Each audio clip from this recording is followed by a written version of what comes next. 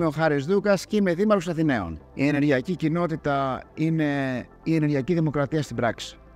Είναι δηλαδή ο τρόπος μέσα από τον οποίο ο απλός πολίτης μπορεί να συμμετέχει στην ενεργειακή μετάβαση και είναι η απαραίτητη προϋπόθεση για να προχωρήσει η ενεργειακή μετάβαση. Το πιο σημαντικό ρόλο έχει να παίξει η ηλιακή ενέργεια και νομίζω ότι η επιτάχυνση έχει να κάνει με την ενεργοποίηση των πολιτών.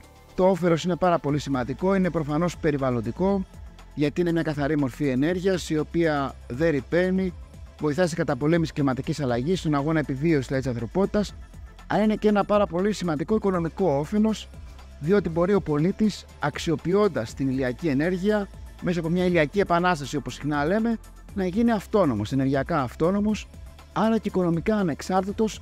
Καταπολεμάμε δηλαδή στην πράξη την ενεργειακή φτώχεια και δημιουργούμε μια νέα προσδοκία ζωής. Αν μπορέσουμε γρήγορα να βάλουμε στο παιχνίδι τους δήμους, τις κοινότητες και τους πολίτες, τότε μπορούμε να δημιουργήσουμε γρήγορα τους απαραίτητους κοινωνικούς μετασχηματισμούς, γιατί το πρόβλημα δεν είναι τεχνολογικό, αλλά είναι κοινωνικοί μετασχηματισμοί που θα κάνουν τον πολίτη κεντρικό σε όλο αυτό το σχεδιασμό για να τρέξει πάρα πολύ γρήγορα και η τεχνολογική εξέλιξη. Και γι' αυτό και εμείς, σαν Δήμος Αθήνας, θέλουμε να βάλουμε τους ανθρώπους στο παιχνίδι, να δημιουργήσουμε ενεργούς πολίτες. Θέλουμε πάρα πολύ να αξιοποιήσουμε τα δημοτικά μας κτίρια και κυρίως να βάλουμε φωτοβολταϊκά στις στέγες, και αυτό που προσπαθούμε τώρα να κάνουμε είναι το πρώτο κομμάτι να είναι τα σχολεία. Και ο λόγος θα είναι διτός.